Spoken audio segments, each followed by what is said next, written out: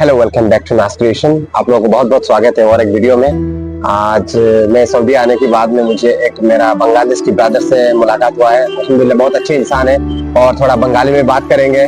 मेरे दर्शकों को ये भी पता चलना चाहिए कि मैं हर कंट्री के लोगों के साथ चलना फिरना इंशाल्लाह मुझे आता है। तो कुछ बातें बोलेंगे, मैं भाई से पूछेंगे और वो जवाब देने की कोशिश करेंगे। चलिए थोड़ा आप लोगों को दिखाना मैं सही समझा, इसलिए मुझे पता नहीं कौन कैसा लेगा इसको, लेकिन कमेंट बॉक्स है, आप लोगों को कैसा भी लगे आप लोग जरूर बता के जाना। ओके, अस्सलाम वालेकुम भैया, तुम्हारा नाम की? वालेकुम अस्सलाम भाई, আমার নাম মোহাম্মদ সাগর মিয়া। तो भाई तुम्हारा नेशनलिटी কোন জায়গার? জি বাংলাদেশী। মাশাআল্লাহ, বাংলাদেশ কোন জেলা? জি আমার বাংলাদেশ ময়মনসিংহ। ময়মনসিংহ জেলা। একটু দর্শকের খাতিরে একটু তোমার বাংলা ভাষায় কিছু একটা বলো সাগর ভাই। তারপরে দেশ ছাড়ার পরে কিরকম একটা অনুভূতি ফিল করতেছো এখন একটু বলো তো ভাই। আসলে বিষয়টা হচ্ছে যে বাংলাদেশের ব্যাপারটাই একরকম আর সৌদির ব্যাপারটা হচ্ছে আরেক রকম। অবশ্যই দেশে ফ্যামিলি, পরিবার, বাবা মা, আত্মীয় স্বজন সবাইকে নিয়ে থাকাই এক ব্যাপার। আর এখন সৌদিতে আছে, এখানে ফ্রেন্ড সার্কেল আছে, আমরা অনেক এনজয় করি। কিন্তু ব্যাপারটা হচ্ছে বাংলাদেশের ব্যাপারটা একরকম আর এখানে ব্যাপারটা একরকম। অবশ্যই এখানে ফ্যামিলি ছাড়া থাকতে হয়।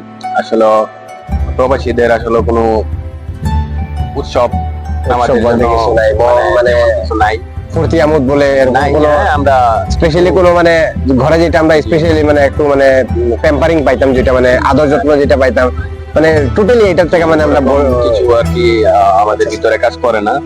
এখন ফ্যামিলি নিজেকে ব্যস্ত রাখতে হয়। ফ্যামিলি ছাড়া থাকার যে এক্সপিরিয়েন্সটা আমাদের এখন, এটা আমার নিজের ভিতর থেকে যেরকম আমি বুঝি, যদি জীবনে কিছু করতে হয় তাহলে থাকতে হবে, অনেক চেষ্টা করতে হবে, সফল হতে গেলে স্ট্রাগল করতে হবে।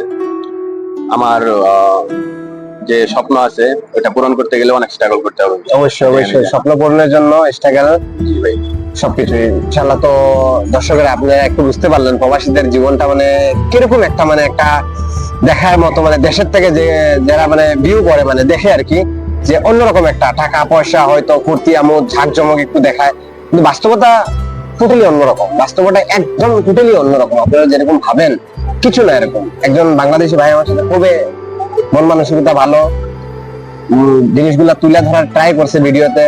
জানি না কতটুকু বলতে পারছে, হয়তো কিছু দুঃখ বেদনা মনের ভিতরেই চাপায় রাখিয়ে দিছে, হয়তো সবাইকে দেখানোর সাহস করে নাই। তো যেরকম ভাবা যায় দেশের থেকে আসার পরে এরকম একটা ব্যাপার ঘটতে পারে যে আমি ভাববো যে আসছি খুব করে টাকা কামায় দেশে চলে যাব, এরকম কিছু না। কিন্তু একদম অন্যরকম একটা ফিল। আসবা, তোমার খুবই টাইমের দরকার, খুবই ওয়েটিং, তোমার মানে সবর যেটা জিনিস বলে আমরা যে ধৈর্য বলি আর কি, ধৈর্যর খুবই প্রয়োজন। ধৈর্যর পরেই সফলতা সম্ভব।